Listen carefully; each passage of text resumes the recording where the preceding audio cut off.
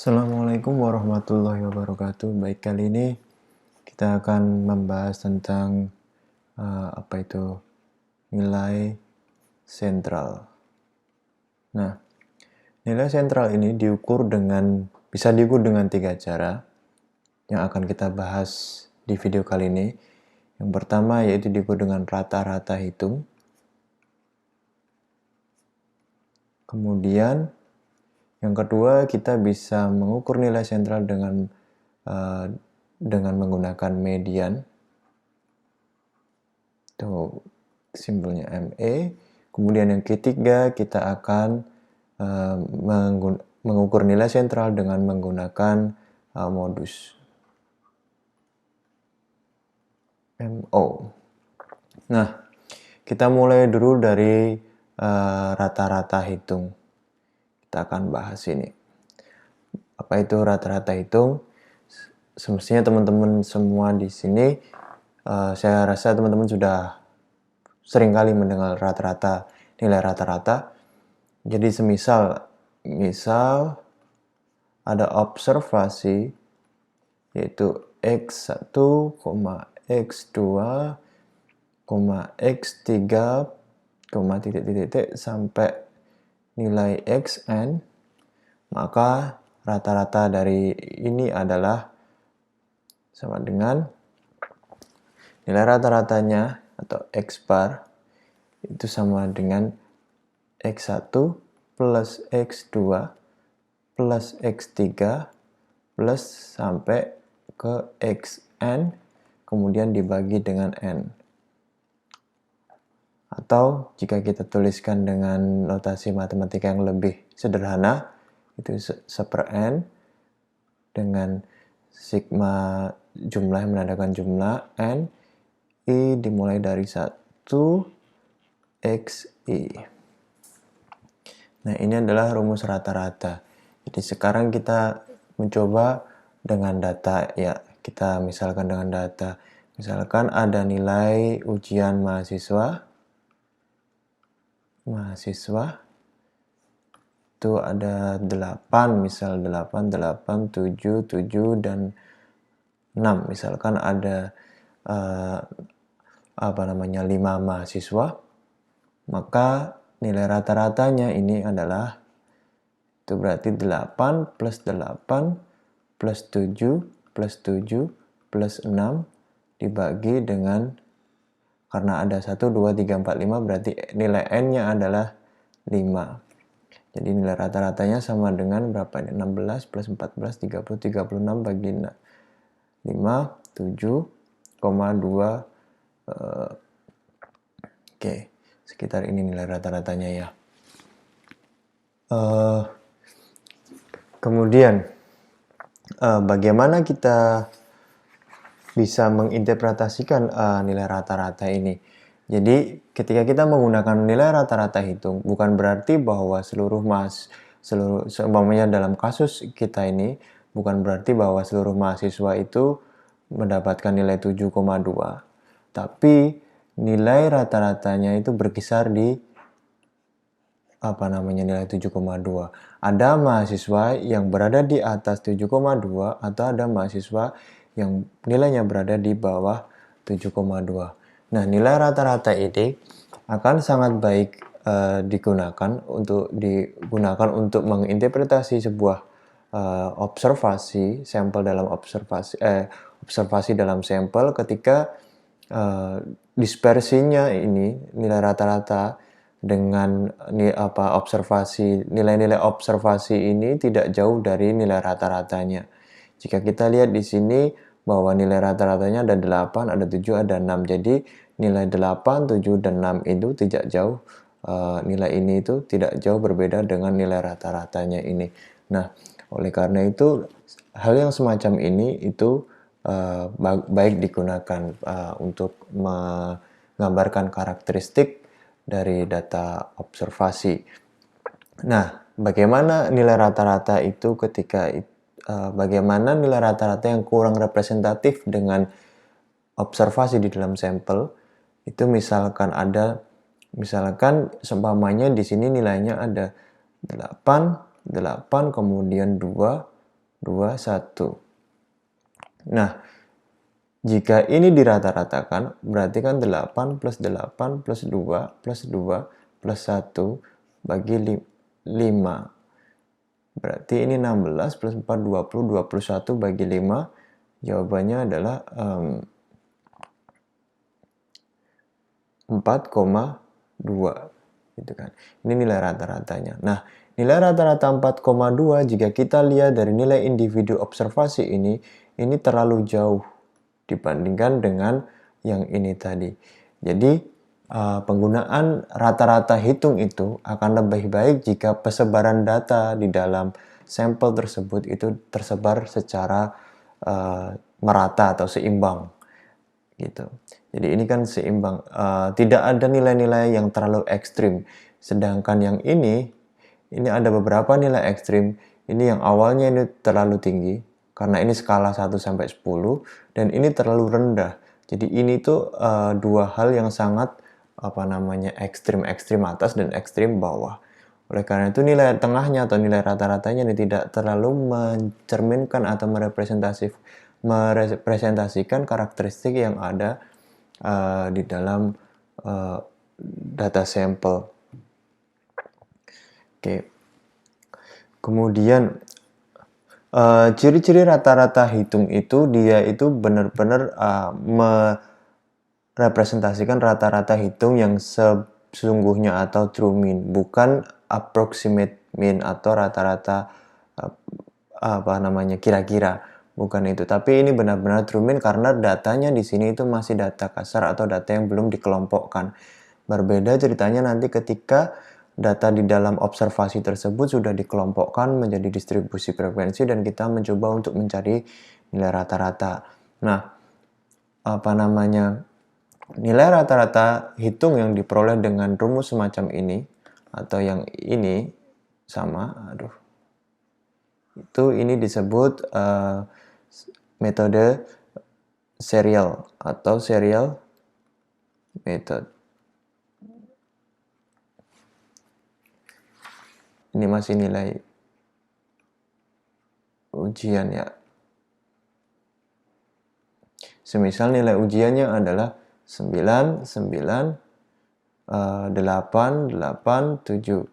Terus kemudian kita ingin seumpamanya ini nilainya terlalu besar gitu kan, dan kita ingin menyederhanakannya. Nah, penyederhanaan nilai individu observasi di dalam data sampel untuk menghitung rata-rata itu bisa dilakukan. Rumusnya itu adalah X bar sama dengan X0 plus 1/n sigma n sama dengan 1 XI minus dengan X0. Misalkan dengan data ini, kita pilih XO-nya. XO-nya ini adalah terserah kita, nilai arbitrer ya. Seumpamanya kita tentukan nilai XO-nya adalah 5. Maka dengan ini saya tulis lagi di sini sebabnya 9, 9, 8, 8, 7. Ini kan nilai aslinya, kemudian nilai setelah ini kan kita cari jumlah ini. XI minus XO berarti 9 minus 5 4, 9 minus 5 lagi 4, kemudian ini 3, kemudian ada 2. Nah, dijumlahkan, kemudian berarti jumlahnya adalah berapa ini? Ini jumlahnya 8 plus 6, 14, 16 dibagi dengan 5 berarti sama dengan 3,2 plus dengan XO-nya adalah 5 berarti rata-ratanya sekitar 8,2. Ketika kita hitung dengan ini langsung 9 plus 9 plus 8 plus 8 plus 7 per 5, maka jawabannya pun juga akan sama. Misalkan ini adalah 18, ini 16, 16 plus 18, 34, 41. Jadi ini totalnya 41 dibagi dengan 5. Jawabannya adalah 8,2. Nah, ini sama dengan ini. Nah, kebetulan saya hanya mencontohkan data dengan nilai yang sederhana. Misalkan saja teman-teman di sini punya angka yaitu seumpamanya 15.450.780. Nah, semacam ini agar lebih sederhana, karena ini nilainya udah jutaan, agar lebih sederhana kita bisa melakukan dengan cara rumus yang ini tadi. Yang ini. Penentuan nilai XO-nya ini adalah terserah kita mau berapa. Ini juga bisa saya ganti dengan 4, bisa saya ganti dengan 3, bisa saya ganti dengan 6. Otomatis jika saya ganti dengan 6, maka di sini saya nilainya juga berubah. Nilainya jadi 3, 2, 2, kemudian 1, dan kita boleh ganti dengan menggunakan apapun. Oke. Kemudian misalkan terdapat dua kelompok data. Ini nilai mahasiswa, ini adalah kelas A.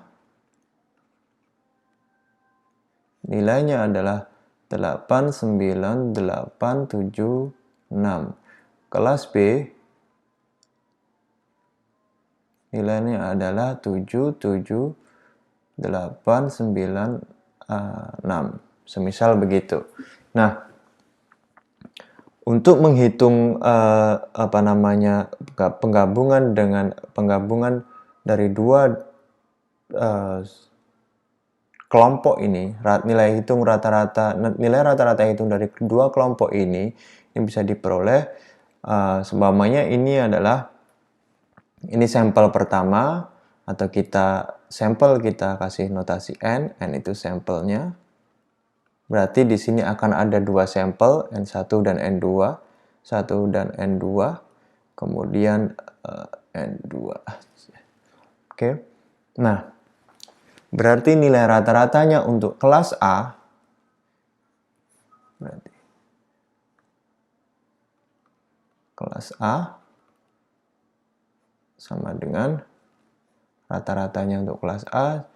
Misalkan kelas A ini adalah X1 dan kelas B adalah X2.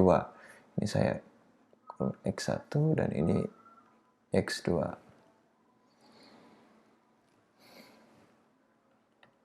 Oke. Maka nilainya kan berarti ini menjadi X1 dari 1. Gitu kan.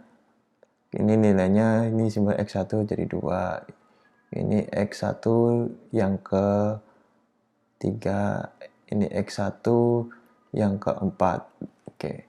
Ini berarti X2 yang ke-1, ini X2 yang ke-2, ini X2 yang ke-3, dan seterusnya. Oke. Nah, ini rumusnya untuk rata-rata X1 itu sama dengan 1/N1 sigma N1 I sama dengan 1 X1 I. Itu. Karena berarti ini X1-nya itu menunjukkan ini, I-nya itu menunjukkan ini. Yang pertama, yang kedua, yang ketiga, yang keempat. Gitu. Itu untuk yang pertama. Kemudian yang kedua itu sama dengan X2. Ini N sampel yang kedua, sigma N2 I sama dengan 1, dimulai dari 1 X2 I. Jadi ini tapi mengikuti jumlah dari sampel yang kedua, I-nya. Yang itu pertama, kedua, ketiga, dan seterusnya. Itu. Nah, penggabungan dari rata-rata kedua kelas ini itu adalah X bar, berarti dalam rata-rata hitung dari kedua kelompok ini, berarti dari kedua sampel, ini X bar N X rata-rata dari sampel pertama, ini sampel pertama dikalikan dengan rata-rata sampel pertama di plus rata-rata kedua, jumlah sampel kedua dikalikan dengan rata-rata dari sampel kedua, kemudian dibagi dengan N. Di mana N itu adalah sama dengan N1 plus N2. Oke. Jadi misal sebabnya kita hitung ini rata-rata dari X bar 1 sama dengan 8 plus 9 plus 8 plus 7 plus 6 dibagikan 5. Itu sama dengan adalah 17, ini 15. 37 dibagi 5 sama dengan 7,4. Kemudian untuk X bar 2 sama dengan 7 plus 7 plus 8 plus 9 plus 6 dibagikan 5. Ini sama dengan ini 14, ini 17. 14, 31 ini adalah 37 bagi 5. Oh ternyata rata-ratanya sama, 7,4. Berarti ketika kita menerapkan rumus X bar ini, maka seumpamanya X bar sama dengan ini kan, menerapkan rumus ini berarti sama dengan N1 jumlah N1 5 dikalikan oleh rata-rata pertama 7,4. Oke kan? Ini berarti gini ditambah rata-rata yang kedua yaitu 5 dikalikan dengan rata-rata yang kedua itu adalah 7,4 juga. Dibagikan nilai N-nya adalah 10. Berarti 5 kali 7,4 adalah 37. Sama dengan 37 plus 37 sama dengan bagi 10. Ya udah, jawabannya 7,4 sama dengan ketika kita ingin melihat rata-rata hitung atau menghitung rata-rata hitung dari dua kelompok. Kebetulan ini tadi rata-rata secara nggak sengaja, meskipun saya tadi itu ngisinya cuma secara random, ternyata kedua sampel ini memiliki rata-rata yang sama, rata-rata hitung yang sama. Kemudian setelah kita cari bagaimana kita mencari rata-rata hitung dari dua kelompok ini ketika digabung dengan menggunakan rumus ini, ternyata jawabannya 7,4 karena memang rata-rata hitungnya dari masing-masing kelompok juga sama, jadi otomatis gabungannya pun juga sama.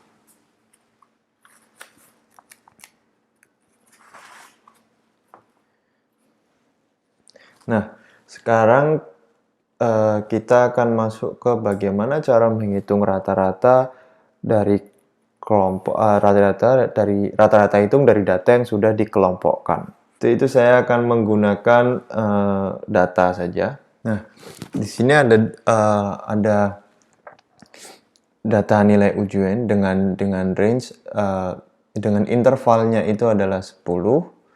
Yaitu kita lihat dari seperti yang dibahas sebelumnya, interval itu adalah tepi kelas minus antar tepi kelas atas. Contoh ini berarti 39,99 dibagi minus dengan 20,99. Ini jawabannya adalah, oh maaf, ini harusnya 29,99. Jadi jawabannya adalah 10. Ini harusnya 29. Oke. Nah, ini adalah tabel rata-rata distribusi frekuensi dari nilai ujian mahasiswa. Di sini kita lihat bahwa ada MI itu adalah titik tengah dari interval kelas. Fi adalah nilai frekuensi dari kemunculan nilai pada rentang pada interval ini.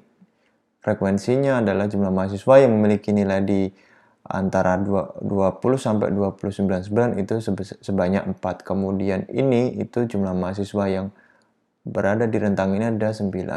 Kemudian di rentang nilai ini ada 24 dan seterusnya. Nah, ini adalah frekuensi mahasiswa yang mendapatkan nilai dari rentang ini. Nah, mengapa kita perlu mencari nilai titik tengah dari tiap interval, tiap kelas atau titik tengah interval di tiap kelas, dan juga kita mencari frekuensinya. Jadi ketika kita mempunyai data yang sudah dalam bentuk distribusi frekuensi, maka kita bisa menghitung nilai rata-rata hitungnya. Tapi nilai rata-rata hitungnya ini itu sifatnya aproksimatif atau mendekati yang sesungguhnya, berbeda dengan nilai rata-rata dari data kasar tadi. Kalau yang data kasar tadi itu memang nilai rata-rata asli atau rata-rata yang sesungguhnya. Sedangkan ini adalah hanya approximate saja. Nah, untuk dapat mencari nilai rata-ratanya itu diperoleh rumusnya itu adalah X bar sama dengan MI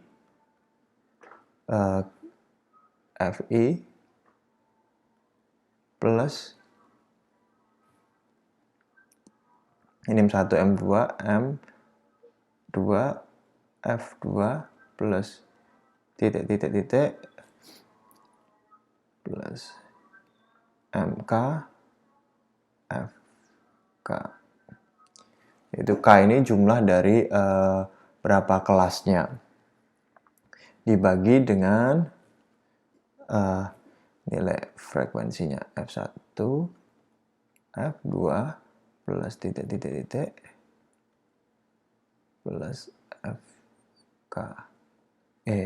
Ini ada F1, F2, F3, F4, F5 itu sampai ke K, ya K-nya berarti ini 5 ada karena ada K-nya itu 1 2 3 4 5 6 ada 6 kelas gitu.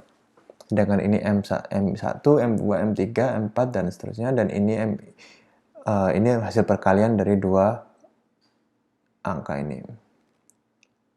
Oke, setelah dikalikan, karena dikalikan diperoleh jumlahnya ini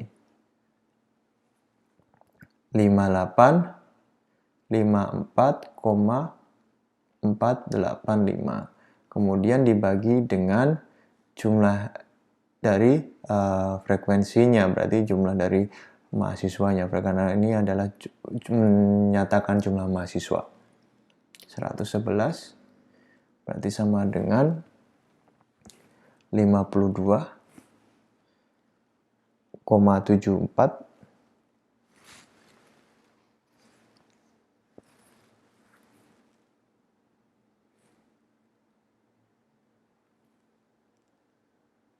3108 atau dibulatkan menjadi 52,74. Nah, ini adalah nilai rata-rata hitung dari data nilai ujian dari tabel ini. Nah, seperti yang saya bilang tadi bahwa rata-rata hitung menggunakan dengan data yang sudah disusun atau dirangkai menjadi distribusi frekuensi ini rata-ratanya bersifat aproksimatif. Jadi otomatis penentuan dari interval kelas ini akan sangat menentukan nilai rata-ratanya. Sehingga akan lebih baik jika intervalnya itu sama. Jadi ini kalau intervalnya sudah 10, interval tiap kelas itu ditentukan sama. Kalau interval tiap kelasnya adalah 10, ya semuanya menggunakan 10 saja. Gitu. Nah, penggunaan rata-rata ketika gini, bagaimana ketika di kemarin ada beberapa tabel, ada beberapa data yang kelasnya itu menggunakan kelas terbuka. Yang dimaksud dengan kelas terbuka itu misal ini ada rentang usia 0 sampai 5, 6 sampai 9, kemudian 0 sampai 5, kemudian 6 sampai 10, 11 sampai 15, kemudian ini di sini 16 plus. Nah, 16 plus ini maksudnya adalah ini kelas terbuka. Kemudian juga ada yang dinamakan sebagai tidak terdata atau TT. Nah, ketika di dalam data teman-teman itu ada interval kelas yang terbuka dan ada TT ini, maka sebelum menghitung nilai rata-rata hitungnya, kita tentukan dua ini dulu. Batas atas dari interval kelas terbuka dan kita mendistribusikan data dari yang tidak terdata, mendistribusikan observasi dari data yang tidak terdata ini tadi, itu yang TT ini tadi. Itu. Kemudian yang ketiga kita sekarang kita akan membahas tentang rata-rata tertimbang. Rata-rata tertimbang. Apa itu rata-rata tertimbang? Saya rasa misalkan ya, dalam seminggu teman-teman jualan nasi goreng. Nah, dalam seminggu teman-teman membeli tiap hari teman-teman membeli beras. Hari pertama teman-teman membeli beras sebanyak 7 kilogram dengan harga per kilonya adalah berapa ya? 10.000. Kemudian hari kedua teman-teman membeli 10 kg dengan harga 8.500. Kemudian hari ketiga teman-teman membeli 5 kg dengan harga 12.000. Kemudian hari keempat teman-teman beli berapa ya? 8 kg dengan harga 10.000. Kemudian hari kelima beli lagi 12 kg dengan harga 8.000. Kemudian hari keenam teman-teman membeli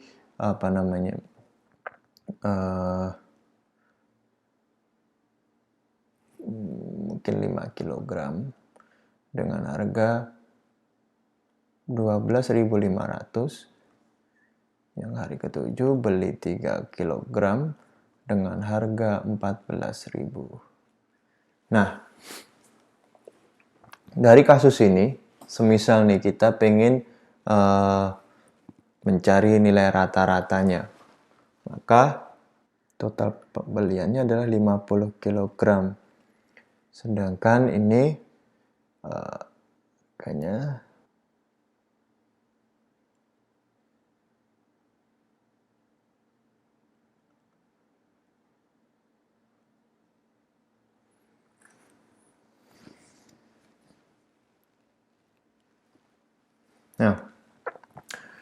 untuk menghitung berapa nilai rata-rata per kilo, mungkin kita bisa melakukannya dengan merata-ratakan harga per kilogram. Ini harga per kilogram ya. Ini per kilo, ini per kilo, ini per kilo, ini per kilo, ini per kilo, dan ini per kilogram, ini per kilogram juga. Nah, harga per kilogram ini yaitu dengan merata-ratakannya dari 7 hari kita membeli beras itu. Berarti ini bisa tinggal 75, karena kita beli 7 hari kita bagi 7. Jadi jawabannya 10.714,43. Ini rata-rata per kilonya. Nah, yang dimaksud dengan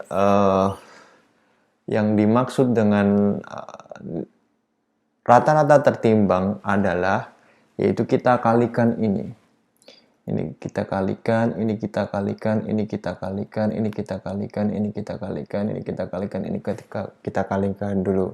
Kalau yang ini tadi itu kita nggak perlu mengkalikan, kita tinggal jumlah seluruh harga masing-masing kilogramnya di tiap hari itu berapa, kemudian kita bagi dengan jumlah harinya yaitu 7, ketemu jawabannya 10.714,43.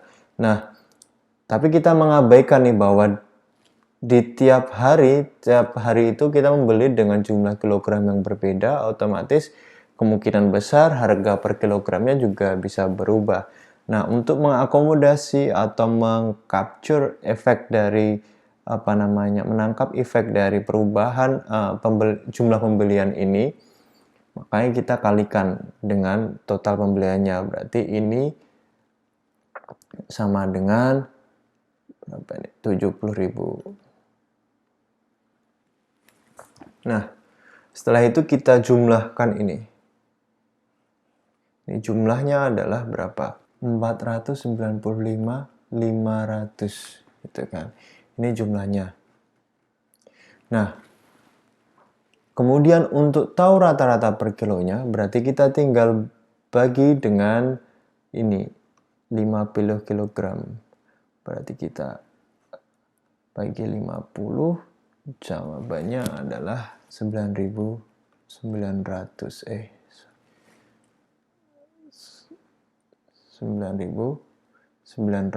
Nah, ini berbeda dengan ketika kita menghitung secara normal. Nah, perbedaannya cukup jauh, sekitar 800-an. Plus minus. Sekitar 800-an. Nah, perbedaan 800 ini pun juga ketika kita melihat lagi di sini selisih 800 itu menjadi sangat penting. Penggunaan nilai rata-rata yang dihitung secara ini juga kurang akurat, makanya kita bisa menggunakan rata-rata tertimbang untuk mengakomodasi jumlah jumlah kilogram yang dibeli di tiap harinya, dikalikan dulu dengan harga per kilogramnya, karena ini akan pengaruh. Karena semakin banyak kita membeli jumlah kilogramnya semakin banyak, kemungkinan besar harga per kilogramnya juga akan lebih murah. Nah, ini contoh dari rata-rata tertimbang. Di data yang menggunakan interval kelas tadi itu, yang nilai hasil ujian tadi, intervalnya kan 20,00 sampai 29,99. Jumlah angkanya kan terlalu banyak. Nah, kita bisa menyederhanakan, mempersingkat perhitungannya dengan beberapa cara, yaitu ini saya langsung masukkan gambarnya aja. Misal diagram tadi itu digambarkan sebagai grafik. Di sini nilai tengahnya ada 24,995, yang ditulis adalah nilai tengah, kan? Oke. Nah, nilai rata-ratanya itu adalah 52,74, tadi sudah terhitungkan. Nah, cara untuk menghitung menyederhanakannya yaitu mudah. Yaitu kita tentukan dulu ada X0-nya, yaitu bagaimana cara menentukan X0-nya. Kita pilih salah satu dari nilai tengah ini untuk dijadikan XO. Nah, pada umumnya kita lebih cenderung memilih pada nilai titik tengah pada kelas yang memiliki frekuensi tertinggi, yaitu di sini dalam kasus ini 48, 54999. Jadi ini XO-nya dipilih dengan ini. Maka titik ini itu X-nya ini kan 54,995 di minus dirinya sendiri 54,995, maka dia 0. Ini 64,995 di minus ini, di minus XO-nya adalah 54,995, maka nilainya adalah 10, dan seterusnya. Nah, Kemudian kita peroleh nilai U. Nilai U ini merupakan X aksen dibagi dengan intervalnya. Nah, intervalnya berapa? Intervalnya di sini tadi kan 10 ya, berarti 30 bagi 10 minus 3, minus 20 bagi 10 minus 2, dan seterusnya.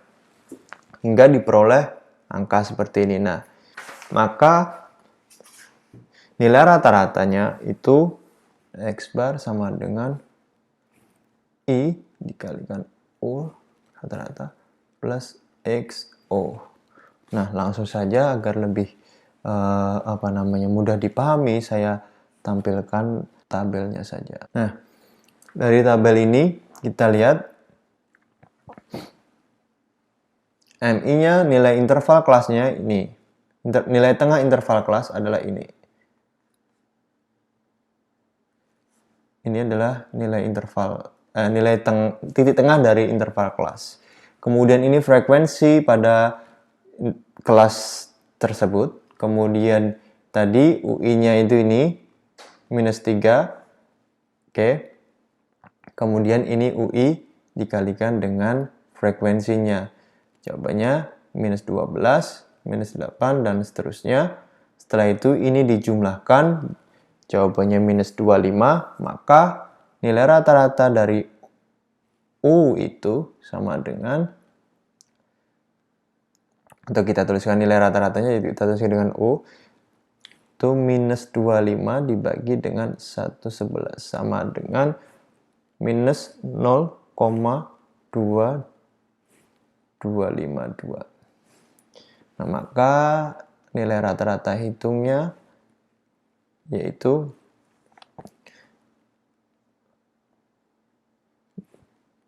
minus 0,2252 dikalikan 10, intervalnya 10. I ini adalah interval, U ini adalah rata-rata dari UI kali frekuensi dulu, kemudian baru dirata-ratakan dengan dibagikan dengan jumlah frekuensinya dikalikan 10, kemudian ditambah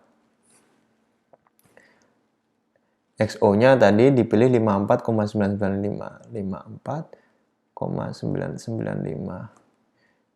Jawabannya adalah 52,74. Nah, sama dengan ini. Ya kan? Cara menghitungnya sama. Jadi kita tentukan dulu XO-nya, kemudian kita cari nilai tengahnya dari masing-masing interval kelas, kemudian frekuensinya berapa, kita tentukan XO-nya, maka kita bisa memperoleh UI-nya, kita kalikan ini, kita bagi dengan jumlah sampelnya 111, ini kan minus 25, jumlahnya ini minus 25, dibagi dengan 111, kita peroleh nilainya ini, kemudian nilai rata-ratanya bisa kita lakukan dengan ini dikalikan dulu, baru ditambah ini. Berarti ini dilakukan dulu, setelah itu baru ini. Dan ini jawabannya. Nah, ini untuk mempersingkat waktunya. Nah, pemilihan XO-nya tadi, seperti yang saya sebutkan, cenderung lebih memilih pada kelas yang memiliki frekuensi yang paling banyak. Baik, sekarang kita membahas tentang median, karena kita tadi sudah membahas tentang rata-rata hitung. Sekarang kita membahas tentang median. Nah, apa itu median? Median itu bisa kita sebut sebagai rata-rata posisi, karena sebenarnya kita tidak menghitung nilai rata-ratanya, karena ini bukan rata-rata hitung juga ya, tapi kita mengidentifikasi di mana posisi nilai observasi yang di tengah-tengah dari semua observasi di dalam sampel. Contoh, semisal ini ada XI, kan X1, X2, berarti nilai observasinya ada X1, X2, perhatikan ini, kalau ini observasinya kan X1, X2, X3, dan sampai xn. Nah, sebelum kita bisa mengetahui di mana letak mediannya atau observasi keberapa mediannya, kita perlu mengurutkan dulu data observasi di dalam sampel tersebut. Cara mengurutkannya adalah begini, bahwa X1 itu lebih kurang daripada X2. X2 lebih kurang sama dengan daripada X3. Kemudian X3 lebih kurang daripada X selanjutnya. Kemudian sampailah pada Xn.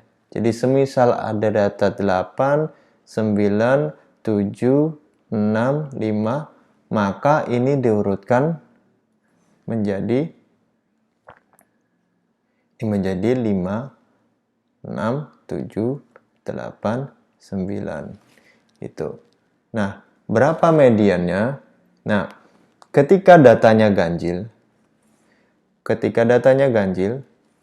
maka mediannya itu adalah N sama dengan 2K minus 1. Tapi ketika datanya itu genap, ini adalah untuk ganjil ya. Ketika genap, itu N sama dengan 2K. Ini untuk genap. Jadi misalkan di sini data observasinya ada 5, jumlah observasinya ada 5, maka bisa diperoleh N sama dengan 2K minus 1, N-nya adalah 5, 2K minus 1, berarti di sini ini saya pindahkan ke sini, 6 sama dengan 2K, K sama dengan 6 bagi 2 sama dengan 3. Nah, ini adalah observasi ketiga. Berarti kemudian kita tinggal hitung aja. Ini observasi yang pertama, observasi yang kedua, observasi yang ketiga. Nah, berarti nilai mediannya adalah ini. Ini nilai mediannya adalah 7. Secara sederhananya seperti ini. Nah, bagaimana jika data kita genap? Oke. Ketika datanya genap, semisal ya, datanya itu ada, dari sini kita tambahin lagi, di sini 7, gitu kan. Berarti kita perlu urutkan dulu. Diurutkan, saya urutkan di sini. Ini saya tulis di sini. Berarti di sini ada 5, 6, 7, 7, 8, 9. Nah, ketika datanya genap, maka N sama dengan 2K. Berarti karena 6 sama dengan 2K. K sama dengan, ya 6 bagi 2 sama dengan 3.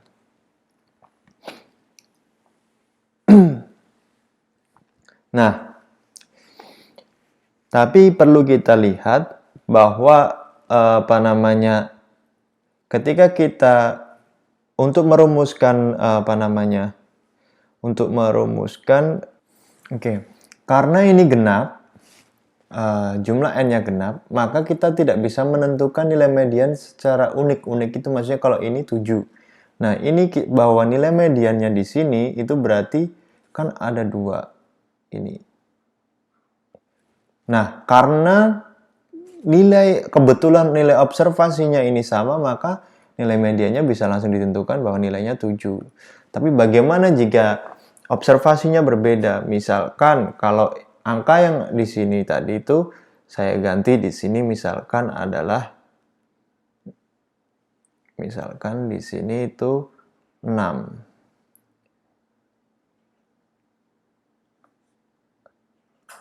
Kayak gitu kan. Nah, kalau di sini 6 berarti kan urutannya menjadi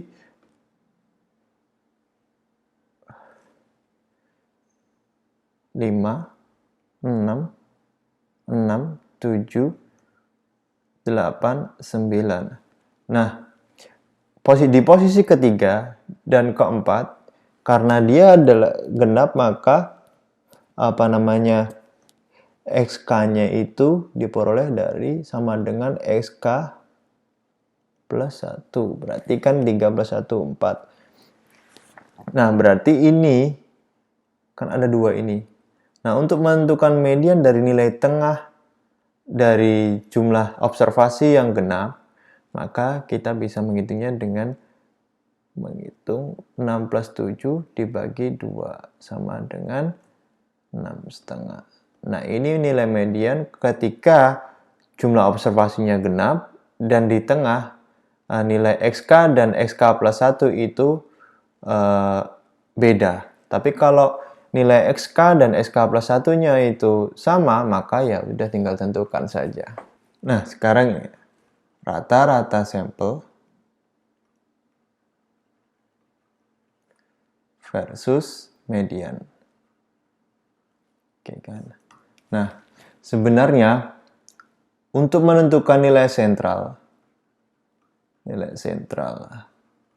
hal yang perlu diperhatikan itu adalah yang pertama bahwa dia memiliki dispersi datanya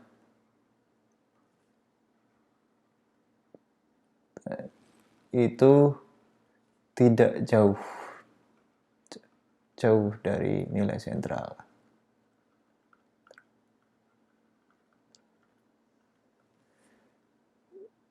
Kedua, kalau sudah dispersi datanya itu tidak jauh dari nilai sentralnya, kemudian dia juga bersifat konsisten pada percobaan sampel secara random. Ini maksudnya gimana? Maksudnya adalah semisal dari 5, 10, 7, 8, 9, 6, 8, 7, 5, 8. Nah, ini kita ambil sampelnya 5 lah. Jumlahnya 5. Jumlahnya 5, N-nya sama dengan 5. Maka ketika diambil 5 dari ini, kemudian di rata-rata secara random ya, hasilnya X. Kemudian diambil hasilnya X1. Kemudian diambil lagi sampelnya 5 angka dari ke-10 ini. Kemudian di rata-rata rata-rata X2, rata-rata X3. Nah, ini jumlahnya rata-rata ini itu perbedaannya tidak terlalu jauh. Jadi antara X1 dan X2, X bar 1 dan X bar 2 dan X bar 2 dan X bar 3 ataupun X bar 1 dan X bar 3 itu perbedaannya tidak terlalu jauh. Ini yang disebut sebagai konsisten pada percobaan sampel secara random. Nah, sifat rata-rata hitung itu konsisten. Oke. Dan untuk data yang tersebar, rata-rata hitung itu keunggulannya, dia pertama konsisten, kemudian untuk data yang tersebar secara seimbang atau normal,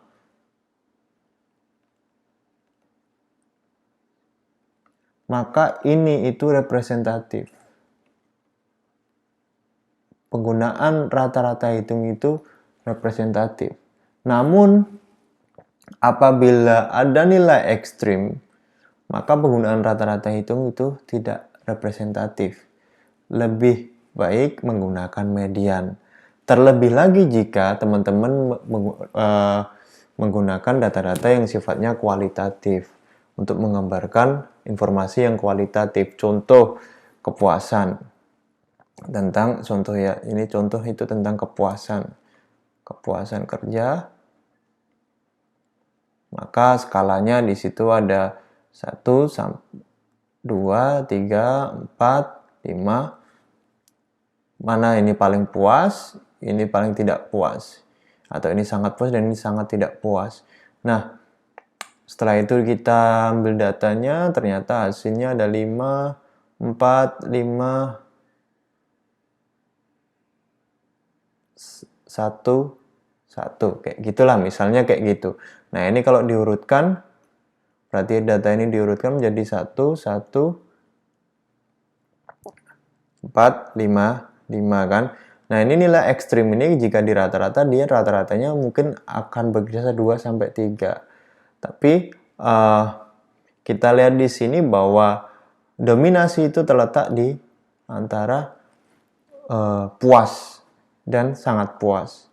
Maka data yang ekstrim, jika terdapat data yang ekstrim, maka penggunaan median itu lebih cenderung disarankan. Tapi balik lagi bahwa penggunaan rata-rata hitung itu cenderung menghasilkan nilai rata-rata atau nilai sentral yang lebih konsisten. Dan jika datanya terdistribusi secara seimbang atau normal, maka dia juga representatif untuk menggambarkan nilai sentral dari sampel yang digunakan. Nah, bagaimana cara kita menentukan median dari data yang sudah dikelompokkan atau sudah disusun berdasarkan distribusi frekuensinya? Nah, misalkan ini di sini saya ambil contoh, di sini mediannya terletak di di angka 53,64 dari distribusi frekuensi ini.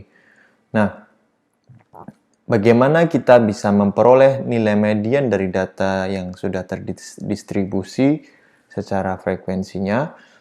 Nah, bila kita menerima asumsi bahwa nilai observasi X1 itu didistribusikan secara merata, jadi itu di tiap kelas itu datanya itu terdistribusi secara merata di sekitar nilai titik tengah ini. Jadi di sini ada dan di sini ada. Jadi ini merata lah antaranya sini dan sini, nilai angka di sini itu merata. Nah, jika kita asumsikan seperti itu, maka kita lihat di sini. Berarti untuk pada interval 49, karena kita bisa melihatnya nilai median ini itu kan bisa dilihat dari kumulatifnya. Ternyata kumulatifnya kan berarti kan kumulatif itu bisa 100% sampai ke 100% atau data ke 50% dari total data. Jika jumlah sampelnya itu adalah 111, maka 111 dibagi 2 menjadi 55,5. Nah, titiknya 55,5 itu ada di sini. Katakanlah di sini. Nah, ini kita tarik garis lurus. Berarti nilai median itu ada di interval 49,995 sampai 59 ini. Atau di interval 50 sampai 59,99. Itu letak mediannya. Maka, oleh karena itu, jika kita mengasumsikan bahwa nilai observasi itu terdistribusi secara merata dalam interval ini, jadi kita bisa tentukan nilai mediannya itu bisa dengan 49,995 plus jarak AB. AB itu ini. Nah, kita tentukan jarak AB. Gitu kan. Nah, karena AB itu sama dengan AB per AE itu sama dengan BC per ED, ya kan? Dan diketahui sama dengan AC itu sama dengan 10, BC itu sama dengan 55,5 diminus 38 sama dengan 17,5. Kemudian ED itu sama dengan 86 minus 38 sama dengan 48. Maka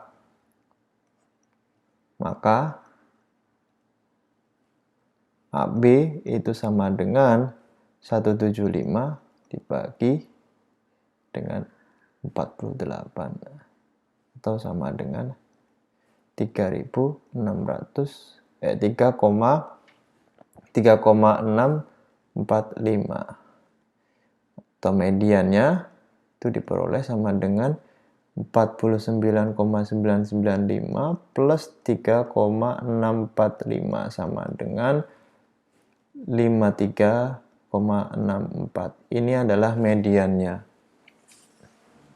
Nah,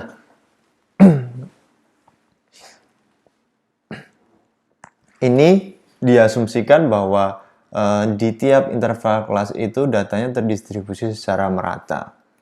Jadi tidak ada yang menceng condong ke di atas nilai titik tengahnya saja, atau nilai data observasinya terkumpul di atas nilai titik tengahnya, atau dan sebaliknya. Itu. Nah, pada umumnya sebenarnya nilai median itu bisa diperoleh dengan rumus ini. B plus N, nilai median itu bisa diperoleh dengan rumus ini. B plus N per 2 di minus F per Fm minus F dikalikan intervalnya, di mana B itu tepi kelas bawah.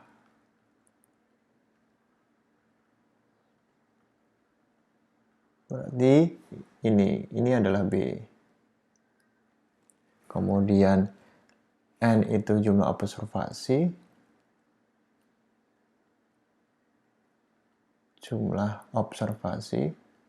kemudian F itu adalah frekuensinya dari B yang bersesuaian dengan B tepi bawahnya. Kemudian Fm itu adalah frekuensi untuk kelas atas.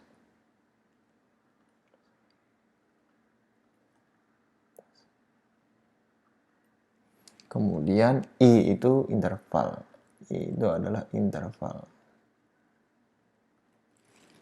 Oke, kita langsung ke contoh saja agar lebih mudah untuk dipahamin. Baik, misalkan kita sekarang sudah mempunyai data ini. Di sini ada hasil ujiannya, rentang nilai hasil ujian. Kemudian ini adalah frekuensinya pada kelas di masing-masing interval. Kemudian ini ada tepi kelasnya. Tepi kelas yang otomatis ini frekuensi kumulatifnya 0. Kemudian ini 29,995 itu adalah frekuensi kumulatifnya 4. Kemudian di kelas 30 sampai 39,99 itu ada jumlahnya dari 9 mahasiswa yang mendapatkan nilai pada kelas ini, dan tepi kelasnya itu 39,995. Kemudian frekuensi kumulatifnya tinggal 4 plus 9 jadi 13. Nah, ini sudah diperoleh, sudah terhitung. Kemudian kita masukkan tadi yang rumus yang tadi. Bahwa rumusnya yang tadi itu adalah MD sama dengan B. B itu adalah tepi kelas bawah ditambah N per 2, kemudian diminus dengan F, itu frekuensi pada frekuensi kumulatif sampai pada tepi kelas bawah, kemudian dibagi dengan Fm, itu frekuensi kumulatif sampai tepi kelas atas, kemudian diminus dengan F itu sendiri dikalikan intervalnya. Ini adalah rumusnya, berarti kita lihat bahwa tepi kelas bawahnya tadi terletak di 49,95 ini, yaitu 49,995. Bagaimana menentukan kenapa ini? Karena ini tadi berdasarkan distribusi kumulatif 50% dari data atau observasi ke N per 2 yaitu 55,5 itu di rentang kelas ini. Nah, ditambah dengan N per 2 itu 111 per 2 diminuskan F-nya frekuensi kumulatif dari sampai tepi kelas bawah ini. Jadi 38 dibagi dengan frekuensi kumulatif sampai tepi kelas atas, yaitu ini 86 diminuskan 38 dikalikan intervalnya adalah 10. Ini sama dengan, ini dihitung terlebih dahulu ya, sorry.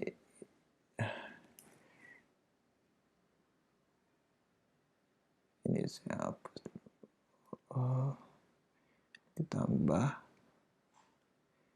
Ini dihitung terlebih dahulu. Oke. Ini berarti 49,995 ditambah dengan hasilnya ini. 3,645 sama dengan 53,640.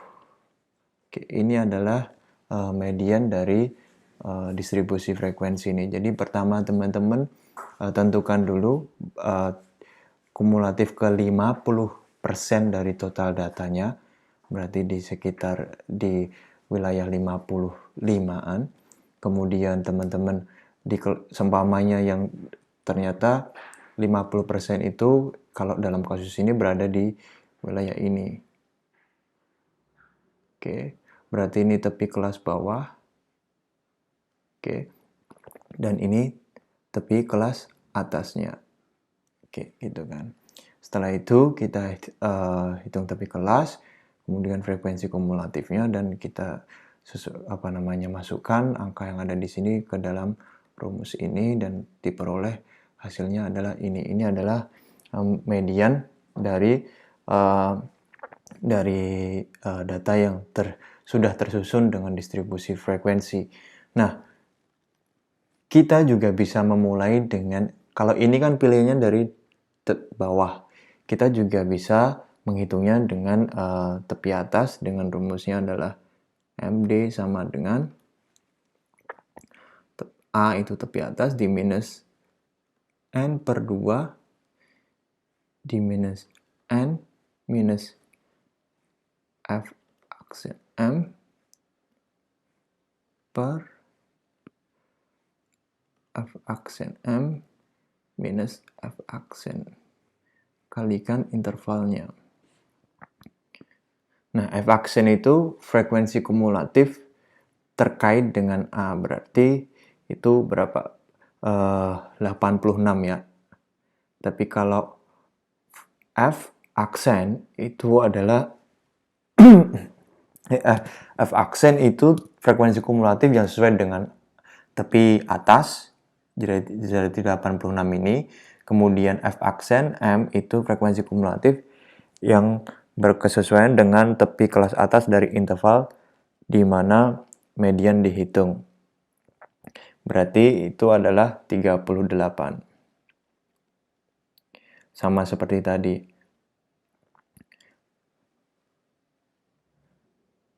Berarti ini sama dengan, nah tepi kelas atasnya adalah 59,99 di minus 111 per 2 minus N, berarti N berapa?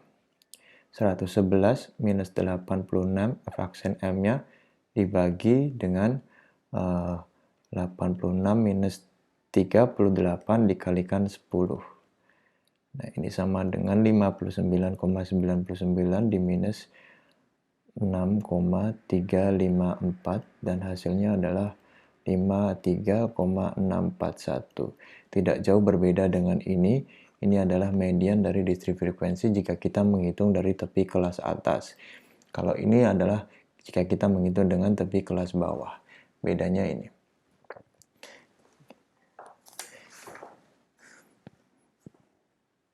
Nah, perhitungan kuartil ini juga perhitungan median ini juga bisa dihitung dengan kuartil. Apa itu kuartil? Sekarang kita membahas tentang hubungan antara median dengan kuartil.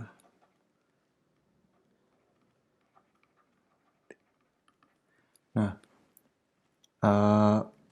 untuk memperoleh nilai median pun sendiri kita bisa menggunakan kuartil. Bagaimana cara menghitung kuartil? Pada intinya adalah ketika kita ingin mengkuartilkan sampel, berarti kita membagi sampel kita itu menjadi 4 wilayah. Yaitu kuartil pertama, namanya kuartil itu menjadi 4. Kuartil pertama, kuartil kedua, kuartil ketiga, dan kuartil keempat. Untuk menghitung kuartil pertama, maka karena ini adalah 1/4, berarti sama dengan N per 4. Jadi jumlah observasinya dibagi 4. 111 dibagi 4 sama dengan 27,5. Nah, pada data pada observasi ke 27,5 sekitar 27,5 itu masuk di wilayah kelas ini 40 sampai 49. Nah, itu berarti kuartil tepi bawahnya adalah 39,995. Kita menggunakan rumus yang sama. Ketika kita dimasukkan ini sama dengan berarti 39,995 ditambah 114 itu adalah 27,5 diminuskan frekuensi pada tepi sampai tepi kelas bawah itu 13, kemudian dibagi dengan 38 minus 13 dikalikan 10. Dari hasil ini diperoleh 39,995 ditambah ini berapa? Artinya ini diperoleh hasil 49,895. Ini adalah kuartil pertama. Kemudian untuk kuartil kedua itu sama dengan mediannya. Kemudian karena ketika kita masukkan rumusnya akan di sini intervalnya akan berada di kelas interval sama ketika kita menghitung median yang tadi yang di wilayah ini. Kemudian di kuartil ketiga itu kan berarti wilayah di bagian 3/4 dari total sampel kan. Berarti kalau ini 1N berarti kan ini N. Berarti ini 3N per 4 sama dengan 83,25, yaitu dikumulatifkan di wilayah 83,25 itu di kelas bagian ini, kelas ini juga, kemudian sama dengan ini adalah 49 tapi bawahnya 49,995 ditambah 83,25 diminuskan 38 per 86 diminuskan 38 dikalikan 10 sama dengan 60,051. Ini adalah median untuk bukan median, ini adalah kuartil ketiga dan seterusnya untuk kuartil keempat. Kemudian juga ada pengukuran desil. Kalau pengukuran desil itu kalau kuartil itu 4 dibagi 4 wilayah dari total keseluruhan sampel, tapi kalau desil itu dibagi 10. Jadi dia sampel dibagi menjadi 10 bagian. Nah, sekarang kita membahas tentang pengukuran nilai sentral yang terakhir, itu tentang modus. Apa itu modus? Modus sebenarnya adalah kemunculan angka terbanyak. Itu adalah modus. Sebenarnya kita menggunakan modus itu kita mulainya dalam kegiatan aktivitas kita sehari-hari. Ketika kita tidak belajar tentang ilmu statistik, mungkin ketika kita ingin menentukan berapa kali makan, berapa kali kita makan dalam sehari. Mungkin kita akan menjawab 3 kali karena seringnya kita makan dalam sehari itu 3 kali tanpa menghitung sebenarnya rata-rata perharinya itu kita makan berapa kali. Tapi kita sudah menyatakan bahwa 3 kali dalam sehari karena memang seringnya kita makan dalam satu hari itu 3 kali. Nah, itu salah satu analogi sederhana dari bagaimana penggunaan modus itu. Modus itu intinya adalah kemunculan angka terbanyak. Jika data masih tersusun secara kasar, kemudian kita kelompokkan berapa, seumpamanya ada angka ini nilai ujian ya, seumpamanya ini nilai ujian, kemudian ini ada angka 8, 8, 7, 6, 5, 9, 8, 7, 5, 7, atau 8 lah kayak gitu. Nah, ini kan ketika kita kelompokkan berarti ini nilai, ini frekuensinya, 5 ada 2 kali, kemudian 6 ada 1 kali, 7 ada 2 kali, 8 ada 4 kali, kemudian 9 itu ada 1 kali, berarti modusnya itu adalah ini, yaitu 8 karena dia kemunculannya paling banyak di antara nilai yang lain. Nah, ini adalah modus. Nah, bagaimana kita bisa menentukan nilai modus dari data yang sudah disusun dengan dikelompokkan dan sudah ada distribusi intervalnya? Itu kita bisa perolehnya dengan menggunakan rumus ini.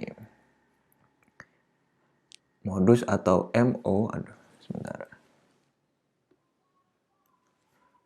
modus atau MO sama dengan itu adalah XO plus interval dibagi 2. Interval bagi 2. Dikalikan dengan FI diminus F I min 1 per 2 FO minus F1 minus F min 1. XO itu adalah titik tengah dari kelas modus. Kemudian I itu adalah interval kelas dan FO itu adalah frekuensi dari kelas modus. Kemudian F1 itu adalah frekuensi dari kelas sesudah modus. Dan F minus 1 itu adalah frekuensi dari kelas sebelum.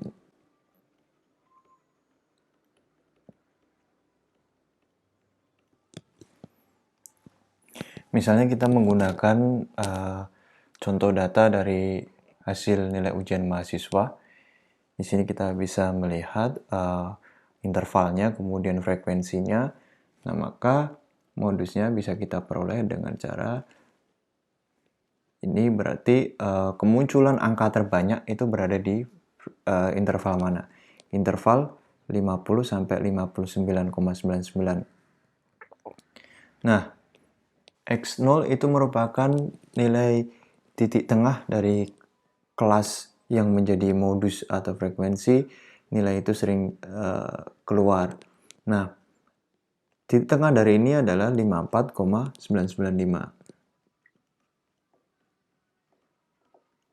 Kemudian ditambah interval dibagi 2, intervalnya adalah 10 dibagi 2. Kemudian dikalikan, yaitu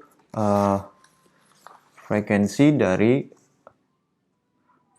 dari kelas setelah modus, yaitu 20, diminus dengan frekuensi sebelum modus, yaitu 25, dibagi yaitu 2, dikalikan modusnya, frekuensi pada kelas modus, yaitu 48, diminuskan frekuensi sebelum modus, frekuensi pada kelas setelah modus, yaitu 20, dan diminus 25.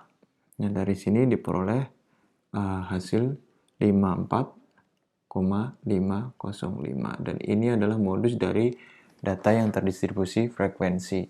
Nah, jika katakanlah ini kan karena pada kelas yang ditentukan sebagai kelas modusnya itu kan frekuensi sebelum kelas modus dan setelah kelas modus itu berbeda. Nah, perbedaan ini menentukan modus yang akan dihasilkan. Jika seumpamanya ini itu adalah 25, maka nilai modusnya akan sama dengan nilai tengah dari kelas modus, yaitu 54,995. Gitu. Coba saja kita hitung, yaitu ini diperoleh dari mana? Ini 54,995 ditambah 10 bagi 2, kemudian 25 minus 25 per 2 kali 48 minus 25 minus 25. Ini 0. 0 kali 5 0 juga, jadi ya sehingga jawabannya akan tetap sama 54,995. Ini kan kalau ini kan berarti 0 per ini kan jawabannya 0. Jadi ini 0, kemudian dikalikan ini juga 0, otomatis 54,995 plus 0 ya jawabannya ini. Ini ketika frekuensi sebelum dan sesudah kelas modus itu sama. Tapi ketika frekuensi sebelum dan sesudah modus itu ada perbedaan, maka itu akan mempengaruhi hasil modus yang dihasilkan dengan rumus ini, yaitu dia akan berbeda dari nilai titik tengah dari kelas modus. Tapi ketika frekuensi setelah dan sebelum modusnya itu sama, maka nilai modusnya akan sama dengan nilai titik tengah kelas modus. Itu adalah penjelasan terkait dengan bagaimana cara kita mencari nilai modus pada data yang sudah tersusun dengan distribusi frekuensi. Kemudian, terakhir hal yang perlu saya jelaskan adalah penggunaan rata-rata hitung. Mana yang lebih baik antara rata-rata hitung versus median versus modus? Nah, pada umumnya penggunaan nilai sentral itu yang penting kita bisa memenuhi beberapa kriteria. Yang pertama itu dia mudah dihitung. Mudah dihitung. Kemudian setelah mudah dihitung, kedua dia mudah diinterpretasikan.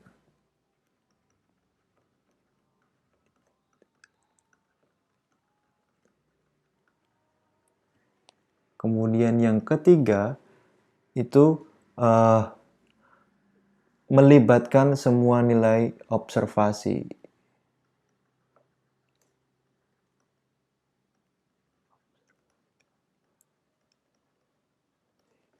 Yang keempat itu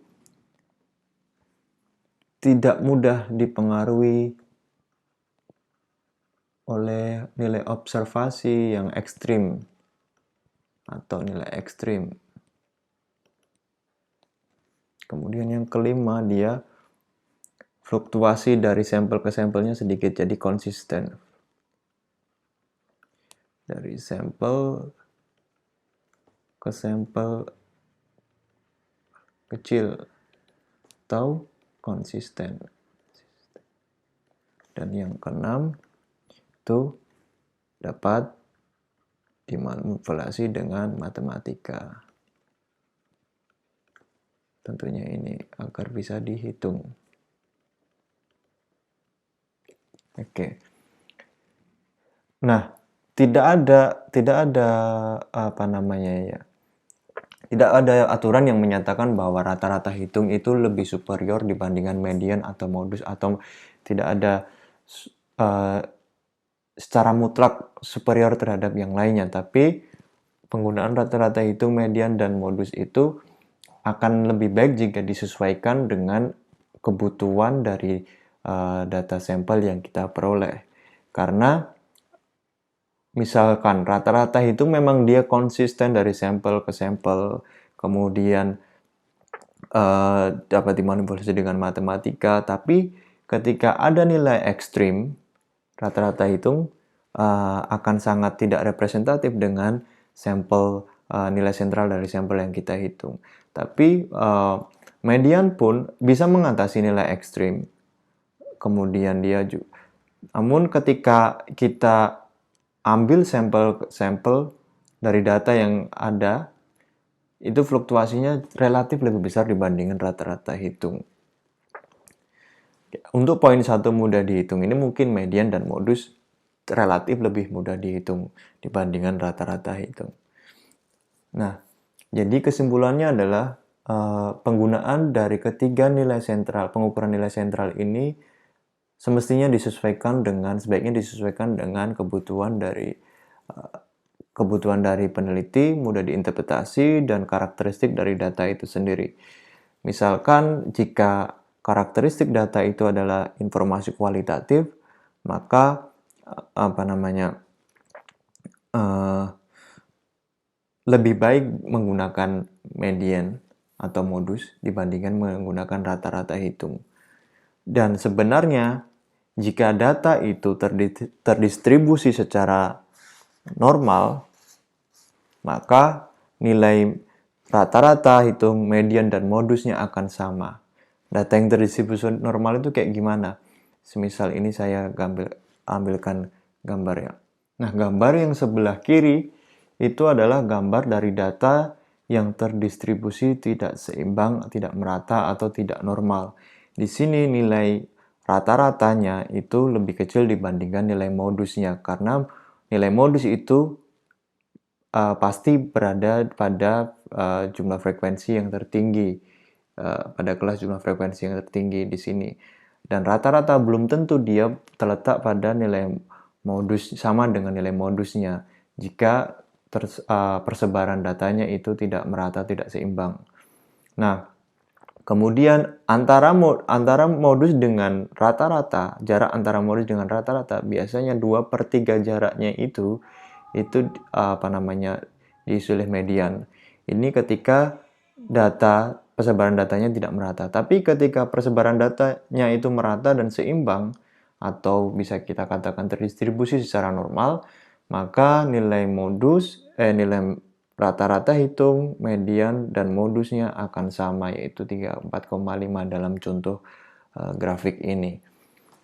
Oleh karena itu, distribusi yang merata itu cenderung menjadi preferensi ketika kita ingin menganalisis atau mengambil kesimpulan di dalam analisis statistik.